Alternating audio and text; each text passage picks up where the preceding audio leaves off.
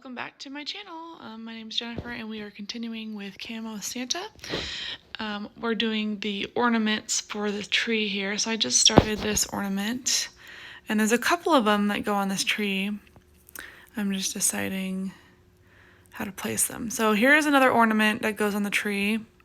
And I wanted to show you how I was attaching these because these ones have the metallic thread on them, and I know firsthand how tricky it is to work with metallic thread. I'm actually doing some research on different alternatives for using this type of thread because it's very tricky, and if you've ever done a kit with this kind of thread, you'll understand what I'm talking about. It's just very hard to work with. So I'm looking into different kinds of thread that have the same effect, but definitely not as rigid as this one. So I'm just using the stuff that comes in the kit. Next time I do a kit that has something like this, I will see what I can find to replace the metallic thread. So we're gonna put on these stars.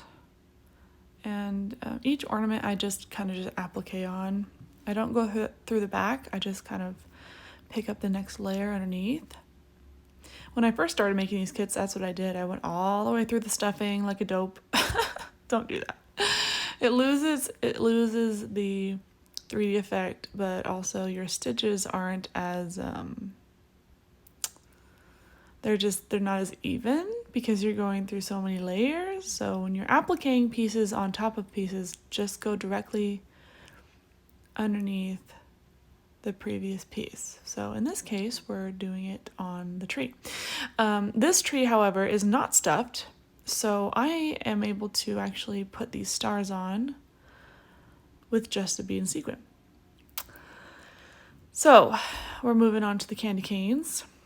And these candy canes are the easy kind, thank goodness. There is another type of candy cane that requires you to do the red stripes in satin stitch, and it's very time consuming.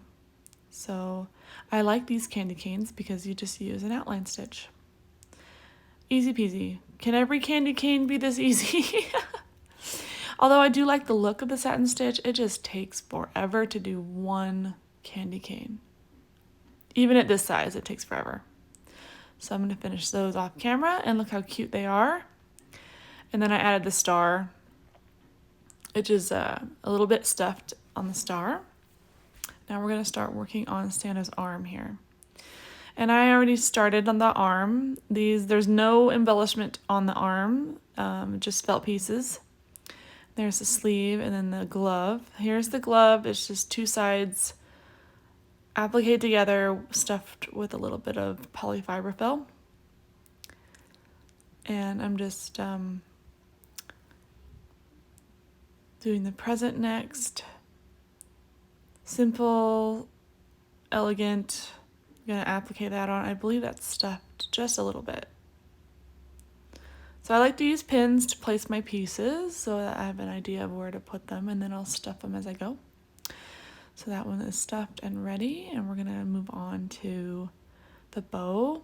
And it gives you a cute little chart on the bow, which is nice. Not every kit has this, but I figured I might as well show you how to do it, because sometimes they're a little hard to read or understand. And we are going to place the bow right on top here. And I like to pin it in place so it doesn't unfold on me. And then we'll sew it on. In this particular kit, we are sewing on the bow with a bead and sequin. Super easy. Sometimes it calls for you to actually applique the bow on, but even if it does, I still like to secure a bow with the bead and sequin, and it's super simple, and that way you can still fluff up the bow if you want, and it looks like it's just kind of placed on the present. Now we're moving on to Santa's gift sack. We are leaving the top open, by the way. I believe we're stuffing the bottom here, but I just wanted to show you what the finish looks like. Pretty rinse and repeat, this kit, so we're gonna skip down here and work on Santa's boot next. So we have his little boot, and those are French knots on his shoe. And if you don't know how to do French knots, I can always leave, I have a little mini tutorial on French knots here I can put down. So now we've got one leg done, and we're starting to see the camo effect here. We're gonna do the next leg. And rinse and repeat, basically. All these pieces are just felt pieces appliqued onto his suit. And now we're just gonna stuff his suit. And for big areas, I like to use as little stuffing as possible. You can easily overstuff. And if you're finding that you're having a hard time closing the opening after you stuff it, then take out the stuffing and use less stuffing. But we want it to look somewhat like it's popping out, like a 3D effect. But we don't want it to look like he's bursting. So I just kind of pat it around and move it around. When I started making these kits, I overstuffed for sure, but now I don't. I am very careful with my stuffing. Now we're adding the trim onto his jacket. And I like to use my chopstick. It's a very handy tool. Sometimes I'll use the eraser end of a pencil. That works too, if you don't have a chopstick. And then I just kind of go, I start at one end and I kind of just do a couple of inches of sewing and then I stuff, and pretty simple. The belt buckle is a little tricky. I am embroidering the outside, and then I'll embroider the inside. Well, not embroider, I'll applique the two pieces together on the outside first so that it has a nice clean edge, and then I'll go into the middle and applique the middle. This isn't stuffed, so once I finish sewing his buckle together, I will place it on his belt. Right there. And there's nothing special on his belt, it's just black felt. Here's his hat, and we're gonna do his face next. And the face is a bunch of satin stitch, and I wanted to show you in detail how I do the satin stitch. I know a lot of people do it differently, and I love trying new methods. There's a new method that I want to try out. Next time I get a chance to do it, I'll film it for you. But yeah, so we're going to start with the eye. I figure start with the furthest back and then move forward. So the eye in like layers. So like the eye is first. So I'm going to start with his eye, and I'm just going to create these little gaps, and then I'm going to fill the gaps in as I go. Now, if you're new to satin stitch, I highly suggest doing it this way first so that you have a good idea on how thick you want the satin stitch. If you're a seasoned pro, then do however you need to do it. Not one method is the correct method. There are several methods, and I like to try different methods. This one I'm trying, and I found success with this one. There is another method that I want to try too, and I'm just curious about it. It's just, I noticed the method that I want to try, that I've seen, it doesn't work really well for small areas like this. When you're working in a small area like this, you can space them out like this and then fill in the gaps, or you can just do one layer next to another, the traditional way of doing it. That works too. So however you feel like doing the satin stitch, do it the way you want to do it. And the face is almost as important as the entire stocking, because when you look at his face, you want it to look like it's a person. So his face is very intricate, and you want to make sure you do it correctly. So take your time, go slow, really place your stitches intentionally, and try to cover up the stamped portion. So like the section that you're working with, try and use that line as the guide for your needle, because we want to cover up that stamp. We don't want it to show. I do believe his eyes are outlined. If I'm looking at the picture, it looks like they're outlined.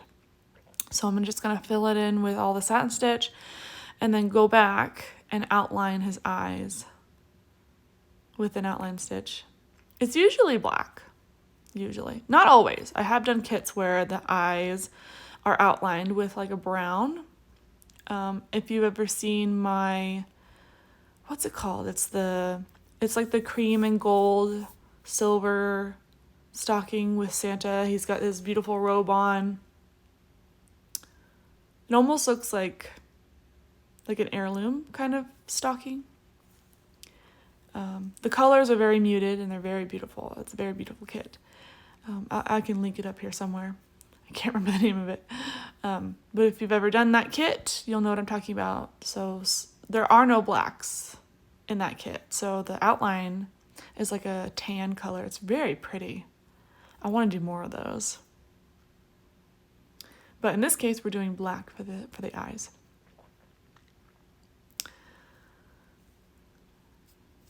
If you like this video, give it a thumbs up. It lets me know that you guys like these videos. I'm actually doing, I'm thinking about doing these a little bit differently because this is like, I just feel like, you know, doing these videos this way where you really don't see me and I'm just showing you step by step. It's getting kind of old, not gonna lie. I want to change it up a little bit. So the next few tutorials might be like this, but then I might change it and do a little bit more personal videos where it's me and then showing you as I go, as I'm working, not just like, because I guess it takes a lot of time to make these kits like this. Here's his cute little face finished. I'm gonna go and outline his eyes. But yeah, anyway, so I might be doing these tutorials a little bit different. Just because, again, it's just, you know, it's the same thing over and over. Oh, here's the French knot. And I'm out of the shot. Dang it. There's a French knot for his eye. It's amazing how one little stitch brings the face to life. And the placement of the eye is so important. So make sure that your eyes are in the right spot, like the white part.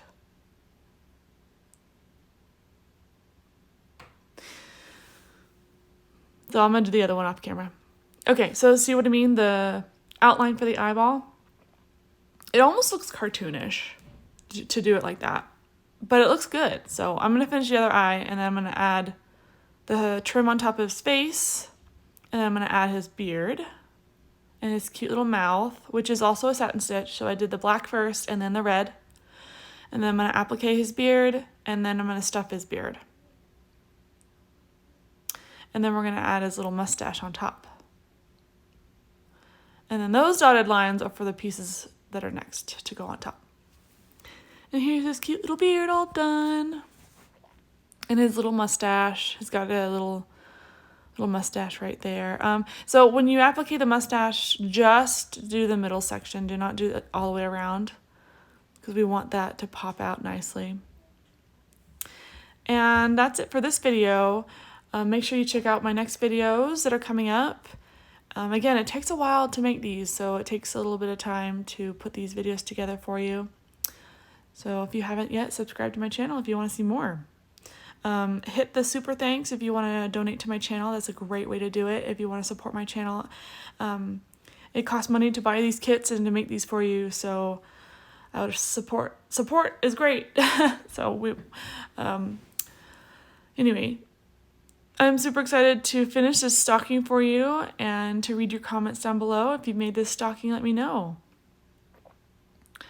I'm trying to make videos every week again. It's been difficult to try and get back into that rhythm. I haven't made tutorials like this in quite a while, so.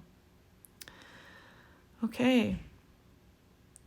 Santa is mostly done. We'll be continuing on with Santa in the next video. And thanks for sticking to the end. I'll see you guys in the next one. Bye.